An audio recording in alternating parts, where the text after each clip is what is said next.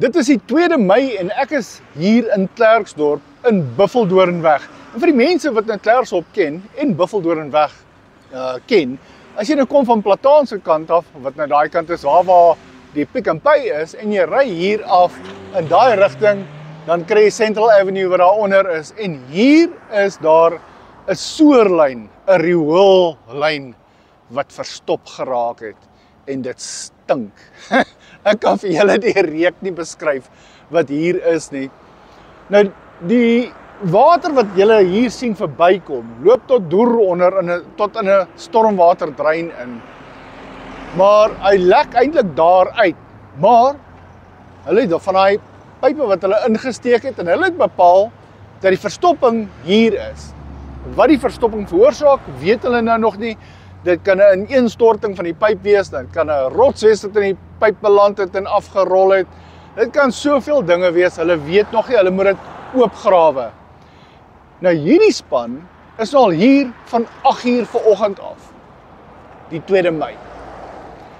En nou, baie mense ry hier verby en dan wonder hulle nou, hoekom werk hierdie manne nie? Hulle staan hier rond en hulle doen niks.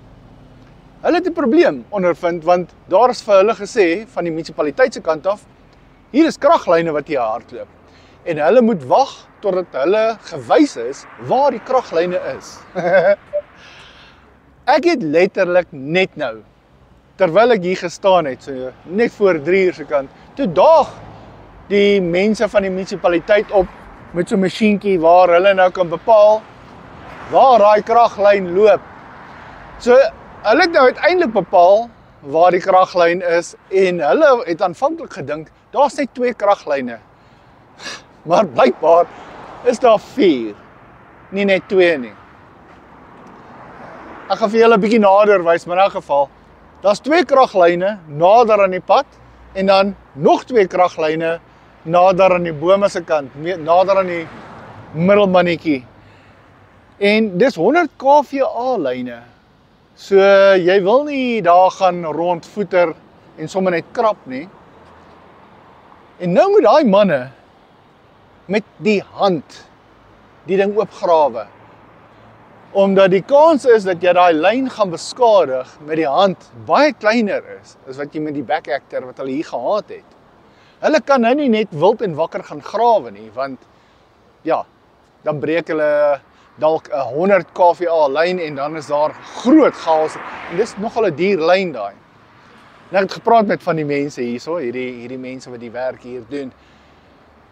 Hulle het waterpype daar wat daar agter lê wat baie duur is wat hulle nou hier moet insit omdat hulle van die oorspronklike pyp nie in die hande kan kry nie. Die oorspronklike pyp is baie goedkoper, so omtrent so R1500 'n lengte, 1500 'n lengte. Maar nou moet hulle daai duur pyp, want al is wat hulle in die area kon in die hande kry, moet hulle nou insit. Teen 'n koste van R4500 'n lengte. Daar lê R9000 'n stuk pyp om 'n rioolpyp reg te maak. En dit sluit die clamps uit. Daai sealclamps wat tot R2000 'n clamp is. Hulle gaan heel moontlik 3 nodig hê. So dis nog R6000. Dis R15000 wat hulle hier gaan blaas. En dis nog nie eens mense se salarisse of al die ander werk wat gedoen word en so voort. En nou hier's die kikker. Hier's een span wat die werk doen. Een span. Hier's veronderstel om minstens 3 te wees in die dorp, maar met die munisipaliteit wat kontrakteurs, en dis kontrakteurs. Dit is nie mense wat werk vir die munisipaliteit nie, dis kontrakteurs. Maar ongelukkig, die munisipaliteit sukkel om hierdie kontrakteurs te betaal, en dan waar eindig dit op? Ons eindig op in 'n situasie waar die kontrakteurs nie meer wil werk vir die munisipaliteit nie, omdat hulle nie betaal word nie. Hulle rekenings, van hierdie mense, kontrakteurs, sit met rekenings wat so oud as 7 maande is.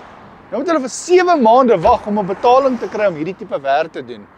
Hulle werkers bly werk. Daai mense moet salarisse kry.